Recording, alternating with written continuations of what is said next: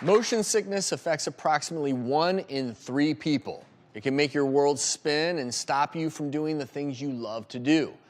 Our next viewer is fed up and wants some relief. Let's take a look. My name is Bill. I'm 54 years old. I started suffering from motion sickness when I was a child. But when I turned 40, I became even more sensitive to it. It affects me every day.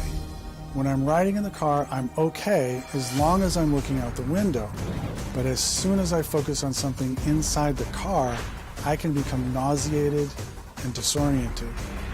It also happens on roller coasters. I can't go on a boat unless the seas are very, very calm.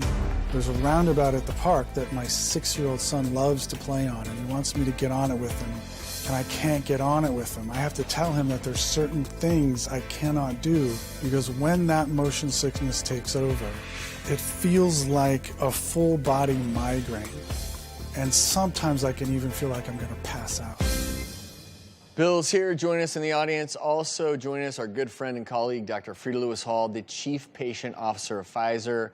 We're going to talk about motion sickness, which 1 in 3 people suffer from, so a good topic. Absolutely. It's thought that it's caused by an inner ear disturbance that's triggered by either real movement, or this is an important concept, perceived movement. It often occurs in cars, in buses, on boats, in planes, on trains, kind of anything that's moving. But I want to ask Bill, is there anything that you found that gives you relief? Looking out the window helps. Looking at a stable image on TV, something simple, and then closing my eyes will always, help calm that down. I'd like to ask why I experience motion sickness, and is there anything I can do about it? Every single person out there is different, and their experience with motion sickness can be different. But what could be happening when you experience motion sickness is your brain senses movement by getting signals from your inner ears, eyes, muscles, even your joints. When it gets those signals and they do not match, that's when you can start to feel sick. So for example, if you're reading on your phone while riding in a car, your eyes are focused on something that is not moving, but your inner ear senses that motion. Your brain can't take in all those mixed signals, so what happens is you end up feeling dizzy, you feel nauseated, quite frankly, you feel terrible. Bill mentioned that he had headaches and nausea and dizziness, and those are very common symptoms. Also common symptoms include a loss of appetite, an increase in saliva production. Some people get very sensitive to smells. They may feel like they're going to vomit, so the nausea, but also actual vomiting. And some people even experience cold sweats. And then sometimes at the other end, people say they feel very, very tired and may experience very shallow breathing.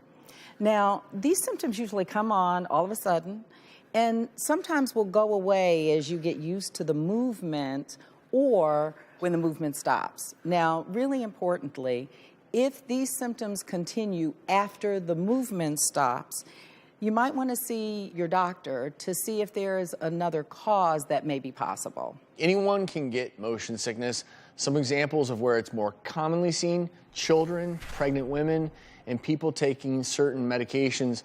Now, Bill, you're doing some of these things, but here are some tips that might help you as well as others. When you are traveling, sit next to a window. Avoid seats in the rear of the vehicles, or certainly seats that face backwards. And on a boat, for instance, request a cabin or a seat in the front or middle near water level. You're going to feel the least motion in those areas. And certainly on a plane, if you're someone who deals with motion sickness, ask for a seat over the front edge of the wing and direct that air vent right towards your face. These are little things that can make a big difference. And I want to stress again the idea that you want to fix on something that's stationary or stable. So if you're on a boat, focus on the horizon, or something that's stationary in the distance. The other thing that sometimes is helpful for people is to not eat spicy foods or greasy foods or acidic foods, to avoid alcohol, and to avoid very strong scents or smells that can sometimes aggravate it. And then, of course, at the other end, what sometimes is helpful to people is nibbling on a plain cracker, sipping on cold water, or a carbonated, non-caffeinated beverage. Lastly, as hard as it may be, it's also important as best you can to relax. Try taking deep breaths or counting backwards from 100. If motion sickness is a big problem for you, talk to your healthcare provider about some of the treatment options that are out there. So one of the things that I didn't mention, which is very tempting for people, is while they're in motion in a car or on a plane, they want to do those electronics or they want to read. I know how tempting that is, but resist. No one is ever on their phones. No, not never. Anywhere. Never. I've never seen that. So if you want more tips, we have some there at gethealthystayhealthy.com. And of course, while you're there, you can sign up for our monthly newsletter. I'll do it. Thanks. And Bill, best of luck to you. Thanks for sharing your experiences with us, Dr. Frieda. Thank you as well. Thank you. My pleasure. Let's take a break.